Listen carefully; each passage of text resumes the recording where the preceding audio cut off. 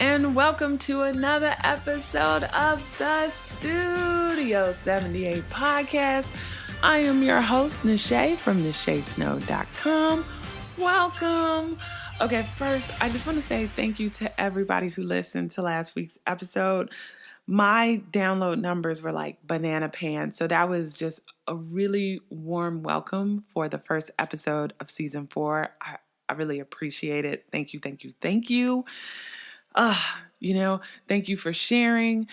Please continue to share the episodes. They really help. Also, please leave a rating on iTunes. That helps get me discovered too. For all of you guys who've done that already, thank you. It means so, so much. Okay. So who am I interviewing today? So on the podcast today, I have Michel, and she's from Bare Reverie, which is a lingerie site. And today we dig into why she decided to start a lingerie company and how she did it. And I really think she gave like a lot of practical tips that someone who wants to start a clothing line in general, just not lingerie, can use. And in general, her story is just really inspiring. I have 2 housekeeping items. One, please head on over to NacheSnow.com/support, SUPPORT, and that will take you to the membership page I talked about last week, where you can sign up and be part of my monthly membership page. And you get, what do you get? You will get a printable every month. So that's a PDF that will either be a worksheet or it'll be something that you could print and actually use in your journal. I've actually, all the other printables that I've ever created for the newsletter, I've dumped in there already, which you will also have access to. But then you'll also get access every month to a new printable that will help you stay organized and productive and have an amazing business and just balanced life. And also, if you just want to support the podcast, there's tiers for that too, where you're like, I don't even need anything. I just want to show some love, Nache. You could do that over there too. So head on over to NacheSnow.com/support. Right now, I'm a little lonely over there. I'm looking for that first, when you first sell something, you're looking for that first sale. I'm looking for that first person. That first person might get something free. I'm just saying, like a t-shirt. Head on over there. Okay, the second thing, which I am just crazy stoked about, is I am part of the Boss Project Summit this year. What is that, you say? It is put on by the girls of the Strategy Hour podcast. They did a summit last year with amazing entrepreneurial women, and it was a huge success. Thousands of women came online to access this free virtual summit, and so they decided to do it again this year from April 9th through April 11th. Completely free. Please use my link, NacheSnow.com/boss project, NacheSnow.com/BOSSPROJECT. Please go over there and check it out. If it's something for you, snag your free ticket by using my link. I just get credit for sending you over there. They'll also have an option, like if you go over there and you're like, oh my God, this is amazing, but I won't be able to see it while it's free. You'll also have the option to kind of like upgrade, of course, and pay for it so you could just have it for a lifetime and look at it whenever you want to. But if you want to just get it for free, it's totally there for free. I will be talking about how to organize your life to make time for your passion. So I am 2:00 on April 9th. That's when my session is. So if you guys could come over there and just for that session, look at that session, that'll be amazing. The session is pre-recorded, but I will be in the chat, like just, answering all the questions, but I really would like a turnout, because it means a lot to me. I'm just super excited about it, but it would just be nice to have people looking at it and chatting with that I know. So definitely go over there. And then let me back up for 2 seconds before we get to today's episode. This is a summit for product-based businesses. I mean, anybody could, of course, sign up, but that's what it's more geared towards, is if you're selling a product and you're looking to find tips on how to market, brand, scale, launch, or sell. My particular talk, what I'm pulling from is my experience when I was selling products for creativeroute.com, and I was selling light switch plates, and I had a good success. I was able to pay for a lot of things with the money I made from that business, but it was crazy pants too, because I had a demanding full-time job, and then I would go home at night and I would either go to a place to laser cut my products, or I'd be at home at night sanding and oiling my stuff, or I'd be running to the post office at night or on weekends. And so I had to have my life in order to like make space for that. And I had to like organize things in a certain way just so nothing got forgotten. So basically, I'm drawing on those experiences and really just talking about like, how do you organize your life to then do like the thing that you want to do? Because I feel like that's the question that I get the most from everybody. So please join me. I'm creating a presentation now. I'm trying to make it where it's absolutely amazing because I'm in such good company. I feel like I got to step it up. There's the lady from Workspacery is over there. They've got the Tailwind folks over there. Meet Edgar will be doing a talk. You've got a woman who created Because of Zoe over there. The Bare Made Studio is over there. I mean, whoa, Black Girl Curls is going to be doing a talk. There's just like so many amazing women-owned businesses that will be talking at this virtual summit.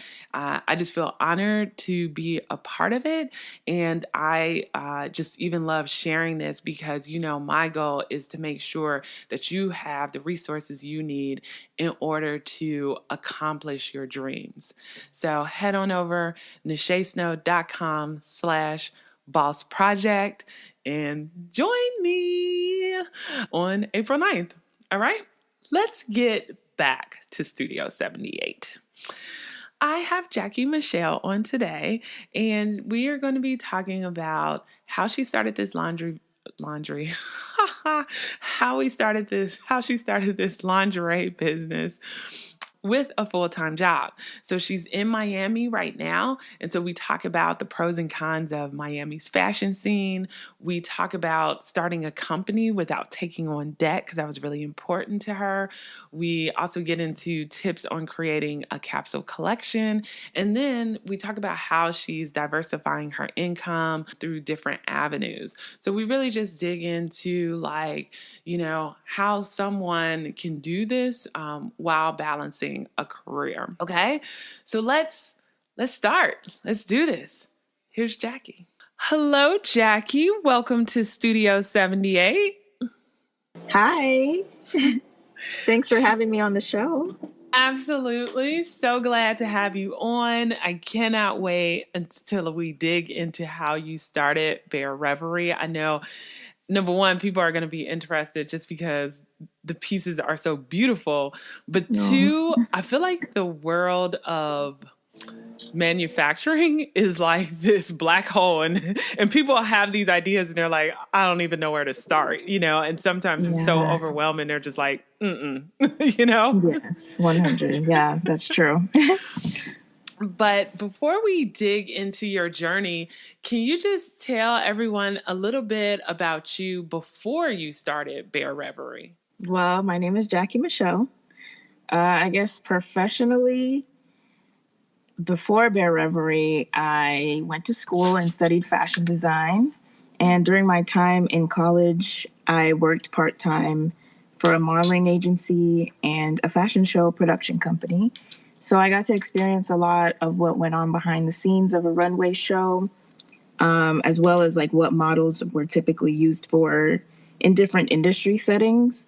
And later, a part of our curriculum was to receive credit for an internship. So I decided to pack my bags and I moved to New York because that's like the fashion mecca of the United States, right?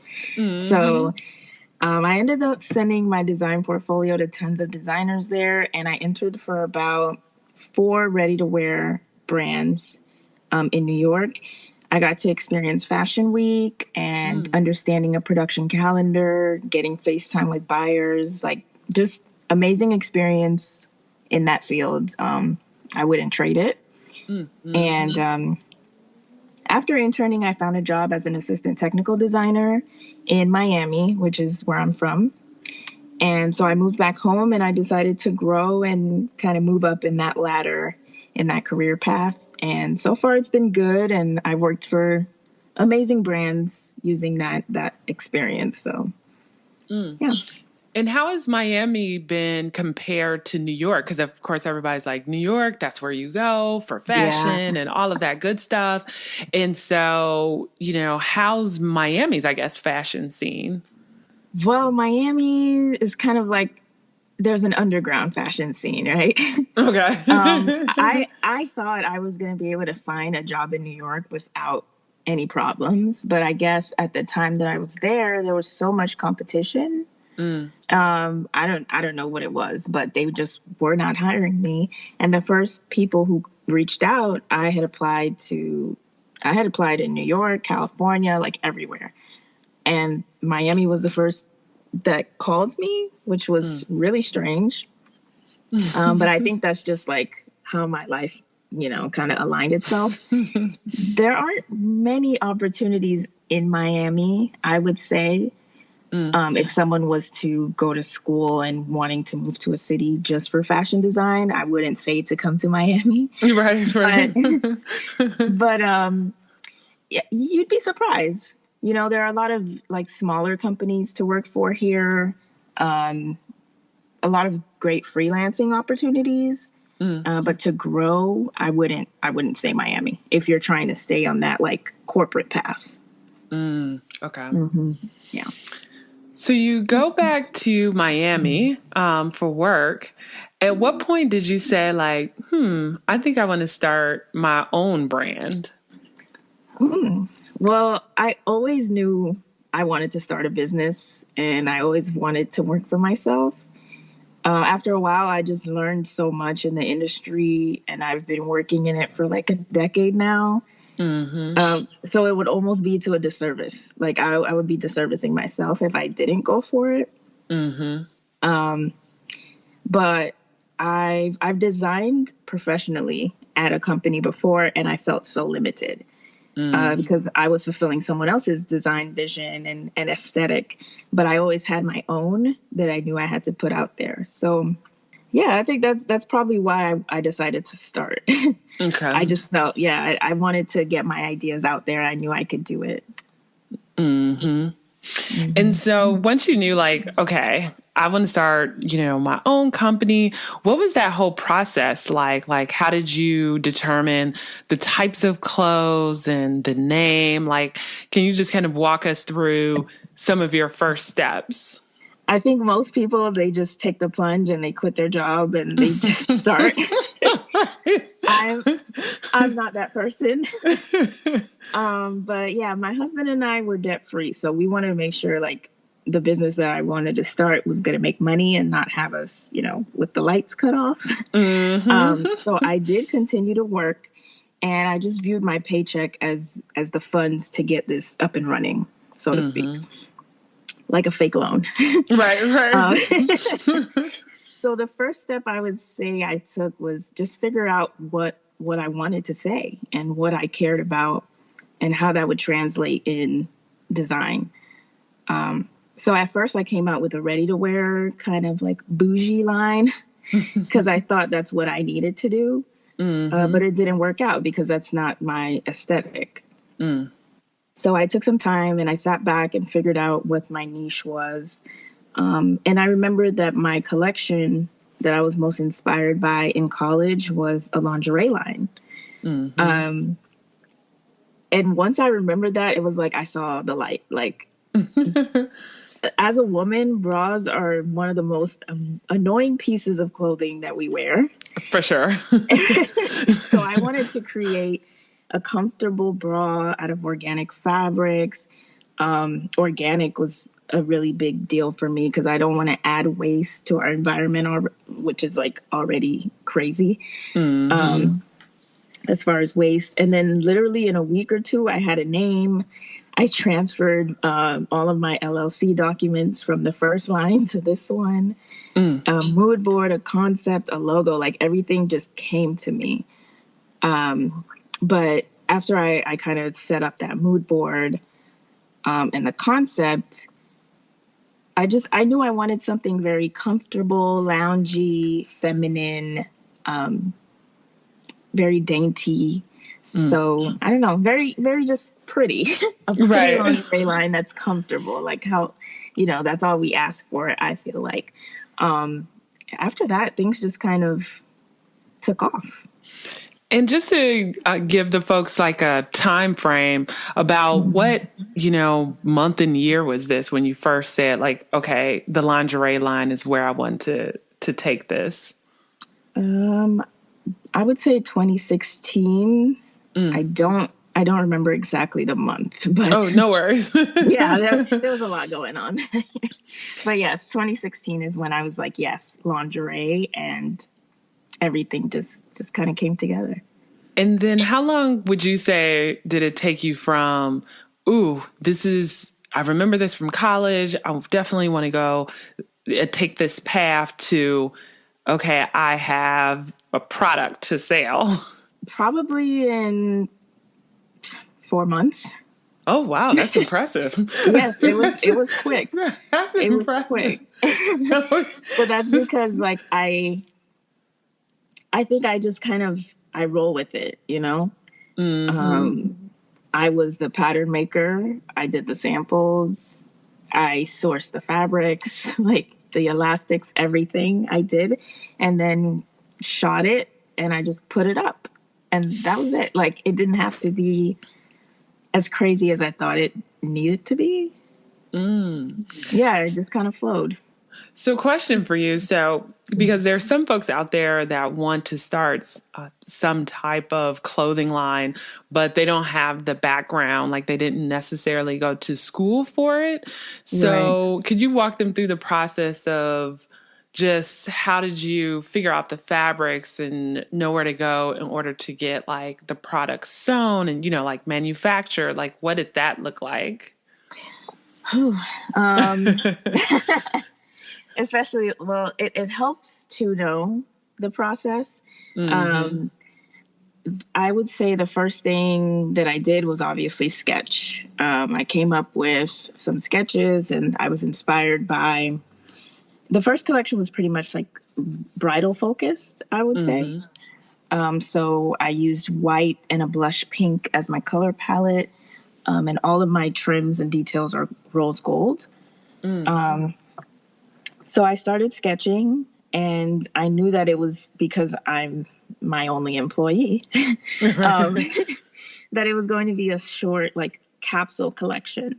So maybe like 3 to 4 pieces. Once I figured that out, I started creating the patterns.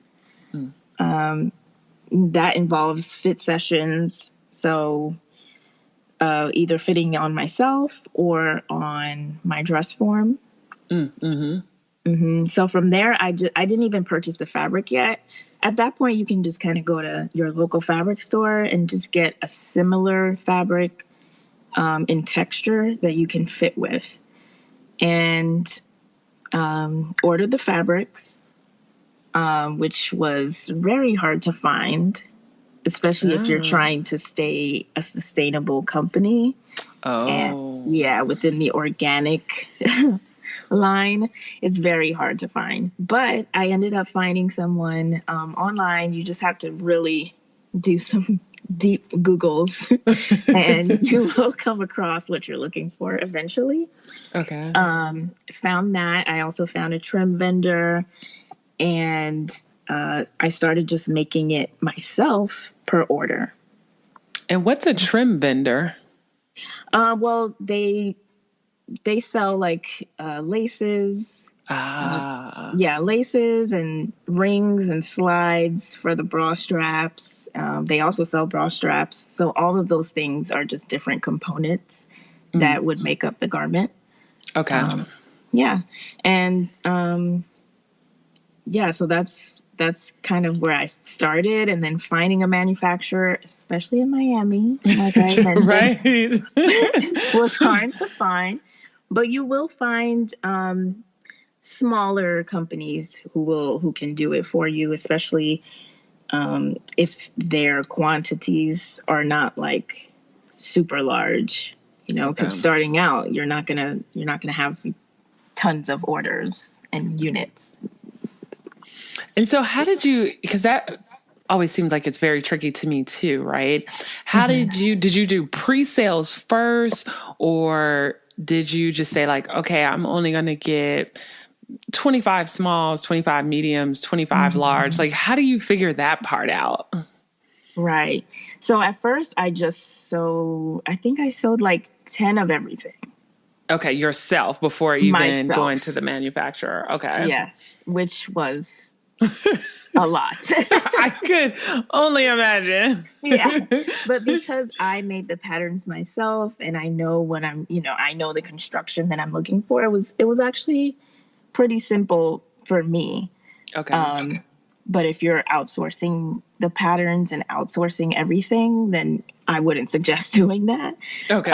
But at least have like your sew sample that you can take to a manufacturer. So you're like, this is what I'm looking for. Please replicate this. And they'll be able to tell you like, this construction is actually not good for production, or, whatever issues they run into. But that's how I started it. And then from there, once, the orders start getting hefty, I will outsource that. For you too, that was amazing that you found a U.S. manufacturer that was affordable. Because I'm like, I think most people go overseas just to save like a little bit. I mean, I think people try to do like a U.S. manufacturer, but I've heard that sometimes it gets so expensive, it's hard to make a profit when you stay within the U.S. Definitely. It is hard. But most of the people that I work with, they are either like have their own small production, I'm drawing a blank, but their own small production factory, I guess you can call it. But then others are like retired seamstresses that also have their own setup at home or whatever their situation is. So it is affordable. You just have to work your way kind of around the system. It doesn't look like the typical industry standard. Okay. Yeah. But that makes sense too, because I think a lot of, like you said, some people, you can find the manufacturers, people, seamstress that do things at home and so forth. So it doesn't have to be this big behemoth company that's producing it for you. Exactly. Like you're like Victoria or something. Right. Exactly. Because that's where I'm coming from. Like from my professional experience is just manufacturing overseas and longer lead times and everything like that. Now it's like people want their orders tomorrow. Right. And yeah, so. And so how did you even get like your first few orders? Like, how did you, say like, hey, this is what I'm doing. Buy from me. I think my first few orders were just, I don't know if it was friends that felt bad for me. But they were mainly like close people to me. And then I had a website, but I didn't do too much on it. And it was just like very spur of the moment, create something. So you're on the internet somewhere. Right. But then I ended up putting my designs on Etsy. And so I kind of got more traffic in that area. And then once I felt like it wasn't useful anymore, and I'm still on Etsy, but it's just kind of like because my account is just still up. Okay. Yeah. And it's I always tell people too, Etsy sometimes is just good because they're like this search engine themselves, and you can always lead people to your main site. But it's just like Exactly. another mechanism for people to find your product, even if you're not really Yeah. active on there, right? Yes. And that's pretty much how I use it at this point. Okay. And so when did you start to see your sales pick up? Like, so you get on Etsy, but when did you say like, oh my goodness, like I guess at what point were you like, okay, I need another website, like my own website. I need to get the manufacturer. Like this is a lot. Probably a year and some change into it. Okay. So it took a while. I mean, I don't know how much a while is, Right. but for me, just running it alone, that it was too much. That's when I had to, around a year and maybe like a year and a half, I would say.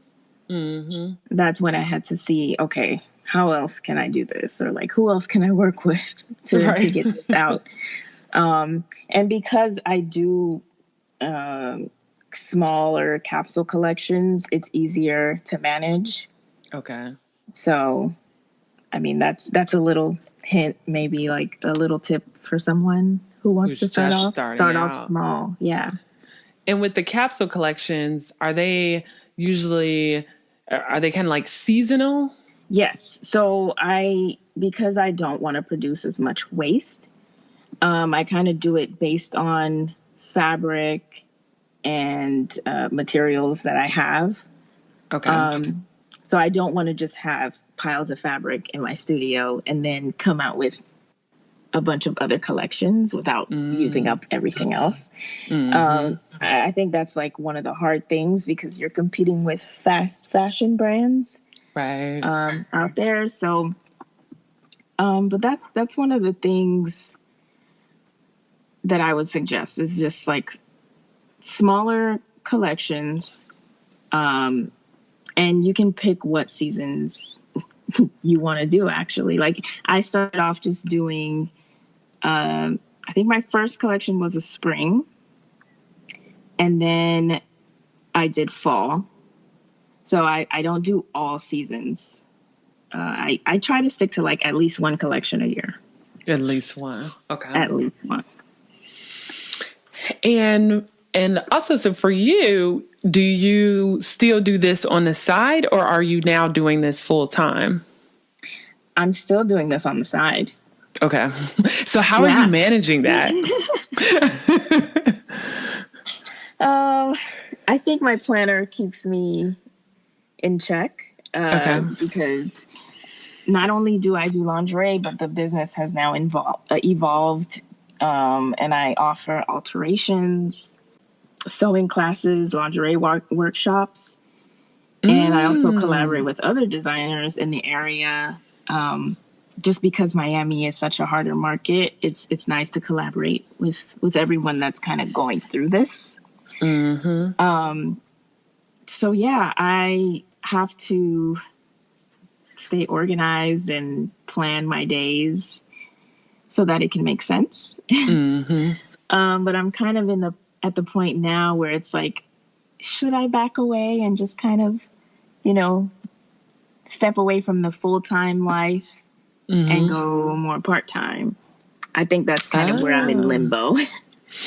Well, question for you, because I think a lot of other people get to that point too, where your side hustle is starting to get a little bit of momentum. So you're just like, well, if I put more hours and time into it, would I get, would my profits increase because I'm able to give it more time? Or should I just continue to do what I'm doing? So for you right now with Bare Reverie, is it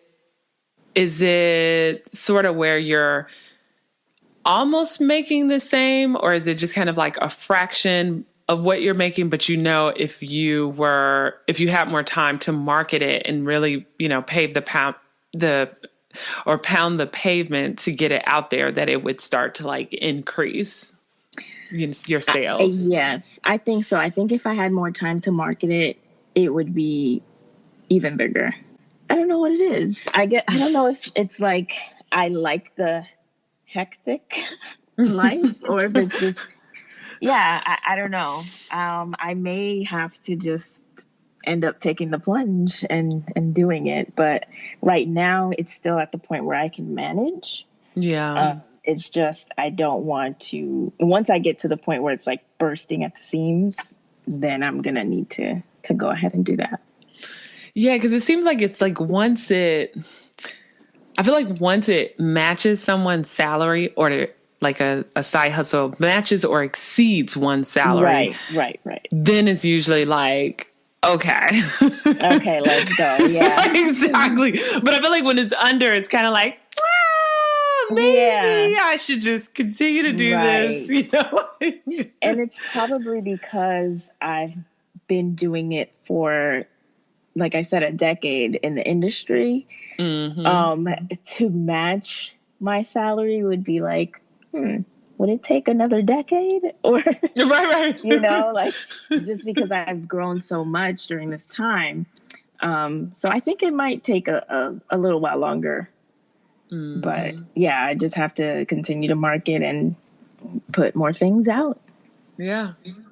And it's so weird too, because, and there are some beautiful pieces, but I just feel like with social media, it's so weird, right? Like you can this year put out a new capsule collection and there could be one piece that goes crazy viral, or Oprah picks it up and makes it her favorite thing, or, you know, like one random thing that could then change everything. And so it's just very odd. It's just like, you just have to, you know, wait and see where it takes you.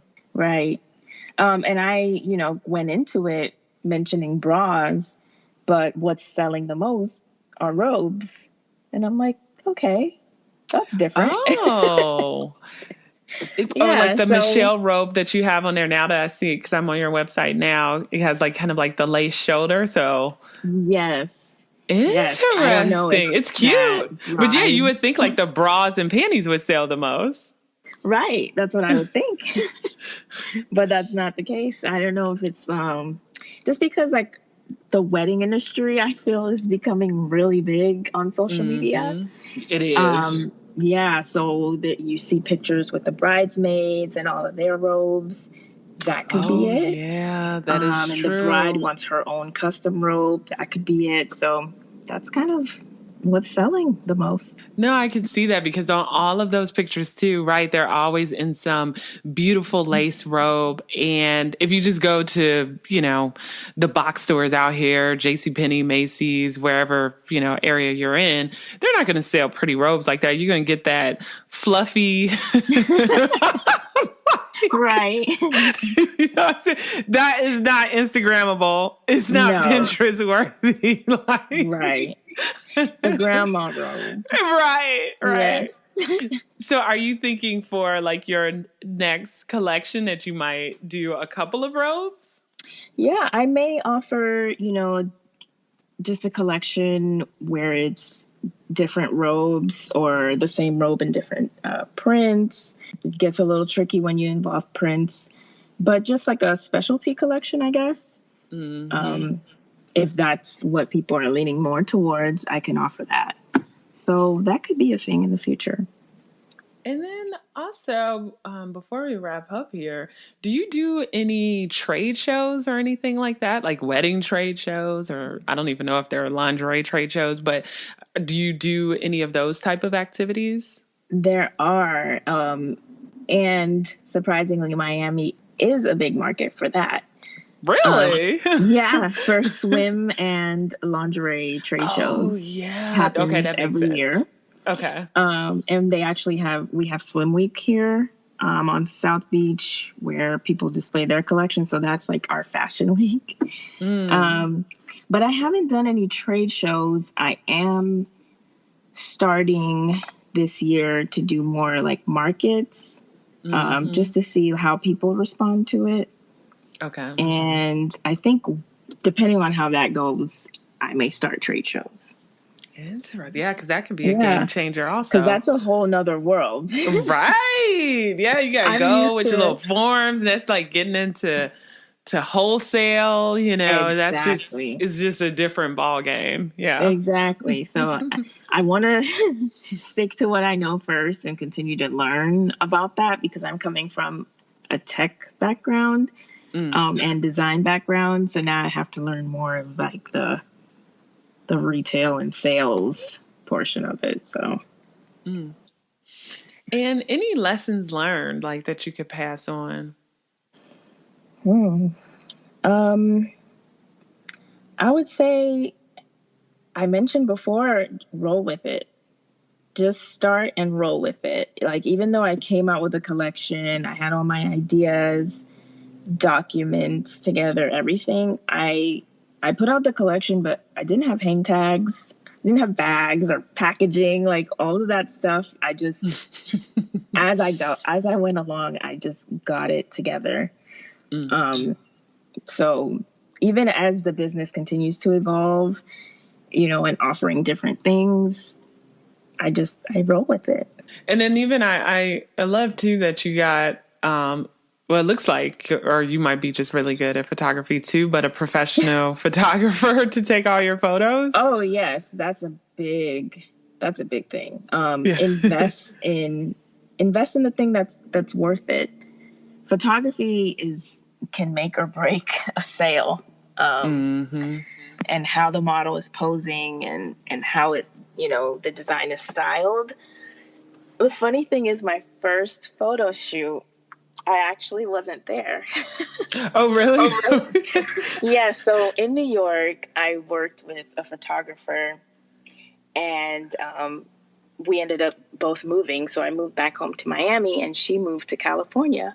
And I was like, she has to shoot my first collection. Like, there's no way. And she is friends with the model that I chose. So it just worked out. And I ended up just being FaceTimed into the shoot and styling via FaceTime. But I was like, you're just too good. I need you to shoot this. So it was just so funny. I shipped over all of the things that I wanted her to put in the photos. And, but yeah, and invest in a great photographer. Yeah, that's some good advice. Yes. So just a couple of wrap-up questions. The first one is, how do you stay organized? Most people would say that I'm naturally organized, but I just have to be in order to function. As you can imagine, fabric and threads will get everywhere. So if my studio is a mess while I'm working, that's fine. But I have to make sure that everything has a place and that it makes sense with the workflow that I have. So like the threads have to be in a place that makes sense near the sewing machines and like around the room. The closet has to have the patterns hanging in a certain way. Like just having a place for everything helps. And as I mentioned before, my planner helps as well.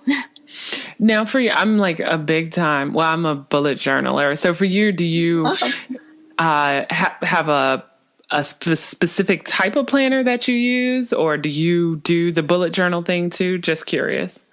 I do have a specific planner. I don't know what it's called, okay. but you can purchase it at Michael's, I think is where I got it. But what I like is that there are three, like it's weekly, and there are 3 different rows. So I use one row for personal life things, the second row for business, and the third for miscellaneous things that will come up or like orders that I need to fulfill, and things like that. So I like to separate my planner in that way. It makes it easier for me. Yeah. No, it keeps everything in there like bucket. Exactly. I don't like to mix business with personal. No, that makes sense because when you do, sometimes it just gets all jumbled, and then you don't really have set times to do certain things. And I'm totally like that too. Yeah. I've heard about bullet journaling though, and I'd like to get into that. I do. I love it. Like sometimes people are like, oh, I don't know if I have time for it. And I'm like, you do. You absolutely do. Because every Sunday, the way I do, I set it up at the beginning of the year, but then every Sunday I'll do like the spread for the next week. And to me, it's kind of like almost like meditative because I can like reflect like, okay, this is what I did last week. This is what I need to focus on next week for personal stuff, for business stuff. And like you said, like all the miscellaneous stuff. And so once Monday starts, I'm like, okay, I know what I'm supposed to accomplish each day, or at least for the week, what I need to squeeze in. And then I just feel, I don't know, just more organized going into the week, I guess, Yeah, completely. And I'm a creative person. So I just love with the bullet journal, I get to use washi tape and I get to hand letter. I mean, some people just do pen and ink, but I'm like that. I take it to that next level. Yes, that's next level. But I know a lot of people who don't. Washi tape. Yeah, I'm like a junkie. I'm a little too hardcore, but yeah. That's awesome. And what's your favorite tool or software? Software, Illustrator is a big one. Adobe Illustrator. Once I create my sketches on paper, I can then figure out, what it's going to look like as a flat, just because I'm a technical designer by trade. I like to see it flat. And also you can plug in the colorways. So then when I make my line sheets or that I can present to stores and buyers, I have that on Illustrator and it's just easier to manage. I also have different apps for different things in the business. So I like the Trip Log app. It just tracks my mileage, which is great for tax season purposes. Yeah. Especially when I do alterations. Sometimes I work from the studio, but sometimes I also make house calls. So that's great. And then Cam Scanner is a good app if you're on the go. And for example, if I work with another designer and I just need to quickly send a sketch to them, it can create a PDF file from the picture that I send. So that's good. Or if I have like contracts to sign, then I can just like scan it with my phone as I'm on the go.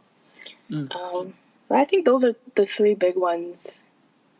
No, that's some good stuff. I love me some tools. That's another thing. I'm a tool junkie. I'm like, what are you using? What's the name of that app?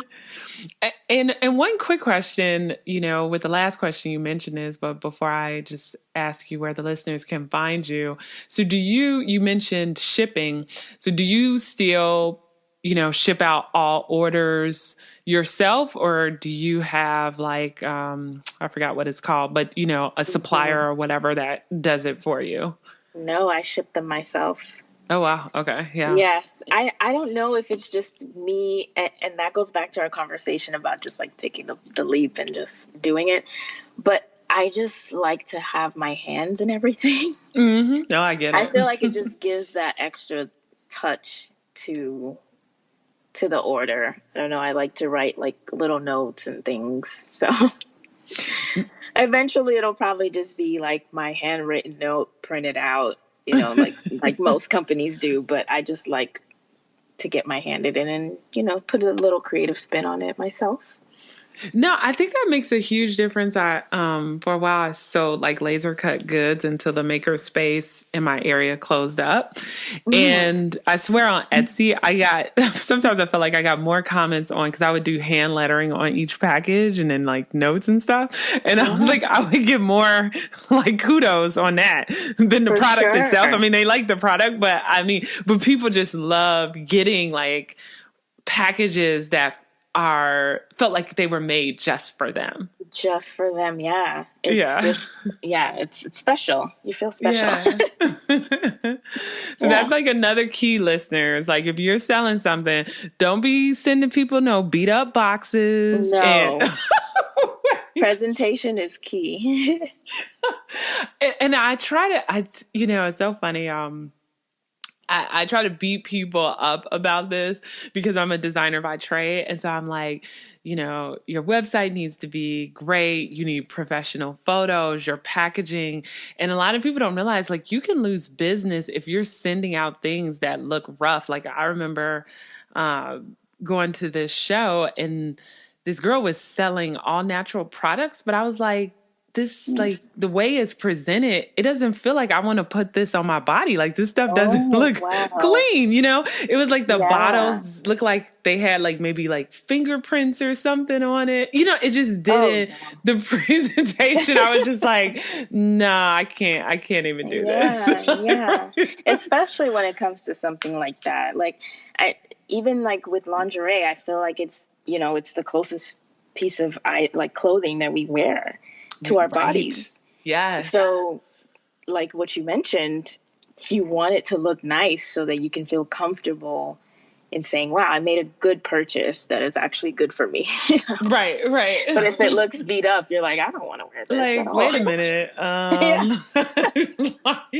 Yeah. Totally. No, this is great. Well, last question is, where can the listeners find you? Please let them know all the things, all the ways they can find Bare Reverie. Well, of course, Instagram. Everyone is typically on Instagram, and I'm at Bare Reverie. And my website is barereverie.com. You can shop there. You can. We're starting a blog more. So, you know, I'm trying to get into that. But yeah, you can also contact me if you need alterations, if you need sewing classes or want to do a lingerie workshop. Yeah, everything is there. Yeah. And I think I just want to point out too, I think that's great too, because a lot of times on this podcast, we talk about diversifying your income. So not only do you have a 9-to-5, and sell lingerie, but you're also doing the workshops too. So that's just another way to like generate revenue, which I think is great. Yes. Yeah. Perfect. Well, thank you so much for coming on to the podcast. Thank you. This has been awesome. All right, guys. I hope you enjoyed this episode. One key thing that I want to bring up is when she talked about staying debt-free and using her job to help fund her dream. Take that into consideration as you're building your business too, really determining when the right time is and making sure that you're not getting yourself too far into debt. Well, anyway, of course, a few action items before you go. Please subscribe and rate to the podcast. Please check out my membership page, nachesnow.com support. Definitely go over to the Boss Project, but use my link, please, nachesnow.com/boss project. And last but not least, don't give up on your dreams and don't give up on yourself. You can do this. All right? Until next week, take care.